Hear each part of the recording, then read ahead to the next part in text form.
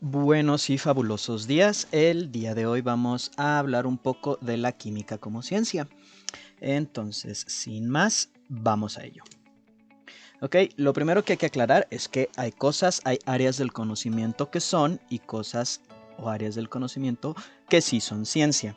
Aquí las pongo en un gráfico. Por el lado de las cosas que no son ciencia y que son conocimiento o parte de la cultura, tenemos a la religión, el arte, la política, etc. Y cosas que son ciencia, cosas como las matemáticas, la biología, la química, la física, etc. ¿Okay? Los pongo con esta flecha que va del rojo al azul porque en ocasiones las cosas que son ciencia pueden ayudar o apoyar a las cosas que no son ciencia. Regularmente se apoyan una de la otra. O las cosas que no son ciencia inspiran o dan pie a investigaciones de cosas que sí son ciencia. Me explico. Ustedes tienen una decisión política, por ejemplo, sobre el aborto, la interrupción legal del embarazo, y te tienes que valer de la biología, de la química y de la medicina para tomar una decisión lo más objetiva posible, tratando de involucrar a toda la población o tratando de involucrar la mayor cantidad de situaciones posibles o de ser posible todas las situaciones posibles. En arte, por ejemplo, se puede descubrir una nueva tecnología, un nuevo pigmento, algo que ayude al arte a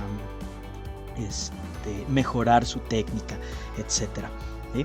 Y por otro lado, tienes que fenómenos en la religión, por ejemplo, una posesión demoníaca puede ser investigada desde el punto de vista científico y pues llegar a la conclusión que hay una explicación perfectamente natural y racional para dicho fenómeno. Entonces, así es como funcionan estas áreas del conocimiento.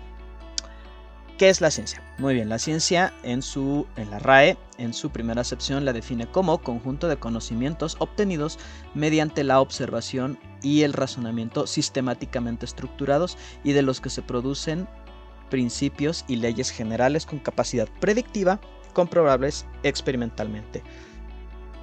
Esto dicho de otra forma es que la ciencia son los conocimientos obtenidos a través del método científico. ¿Y qué es el método científico o cómo funciona? Bueno, aquí tenemos un diagrama muy elemental de lo que es el método científico. Obviamente algunos pasos pueden cambiar dependiendo la ciencia en particular de la que estemos hablando, pero bueno, de forma general es así como funciona. ¿Okay?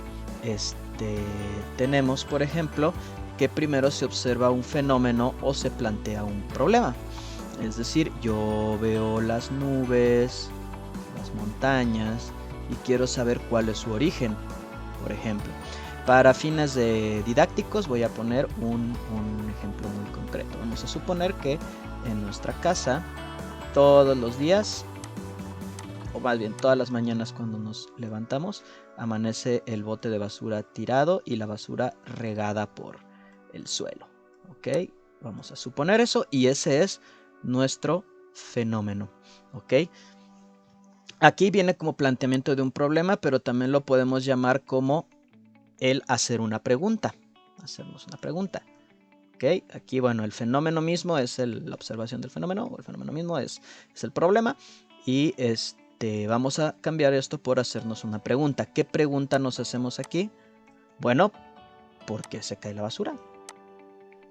¿O quién la está tirando? ¿O qué la está tirando? ¿Será un fantasma, por ejemplo? ¿Será un perrito o un gatito?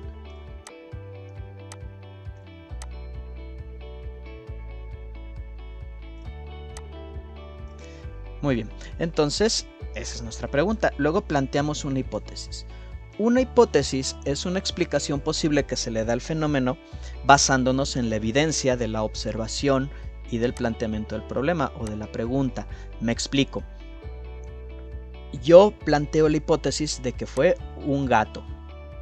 Esa es una hipótesis válida porque me estoy basando en antecedentes reales, es decir, los gatos existen, los gatos son capaces de tirar el bote de la basura, los gatos viven en la colonia en cuestión. No puedo plantear como hipótesis que fue un fantasma porque los fantasmas no existen o sus actuares y sus definiciones van cambiando de cultura en cultura y bueno, no es una explicación válida.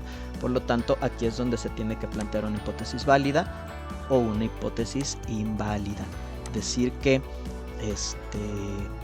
fue un fantasma, fue un demonio, fue un chaneque, cosas así, no es una hipótesis válida. Puede ser un perro, puede ser un gato, puede ser una persona, en fin. Aquí luego viene una experimentación o la forma en la cual vamos a demostrar nuestra hipótesis. Ahí es donde les decía que, bueno, los experimentos no siempre son la solución en el método científico. En este caso no es necesario hacer un experimento como tal.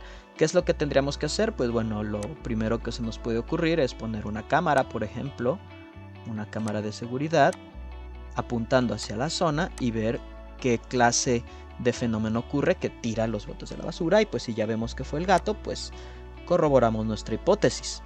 ¿Ok? También podríamos revisar la evidencia. Si en la zona encontramos huellas de gato o de perro, entonces también podemos corroborar la hipótesis de que fue un gato o un perro. Ese es nuestro experimento, o en este caso la forma de recabar evidencias. Algo parecido sería en paleontología. Nosotros encontramos un hueso de un dinosaurio, bueno, por lo tanto los dinosaurios existen. ¿Ok? Marcas de dientes de tiranosaurio en un hueso de triceratops, entonces los tiranosaurios comían triceratops. Y finalmente tenemos una conclusión. ¿Okay? Concluimos que efectivamente fue un perro, fue un gato, y entonces hemos corroborado nuestra hipótesis. Y si por ejemplo es por otro motivo, se cae solo el bote, digamos, bueno, entonces quizá es el aire, ¿verdad? Entonces hay que replantearnos la hipótesis para plantear un nuevo experimento y así llegar a una conclusión. Esto muy globalmente es de lo que trata el método científico. ¿Y cómo nos atañe esto en nuestra materia, la química como ciencia? Pues bueno, desde que se sintetiza la química como ciencia, se han logrado grandes avances. Como vimos la clase pasada, la química comenzó como la alquimia, que no era una ciencia como tal, era una protociencia.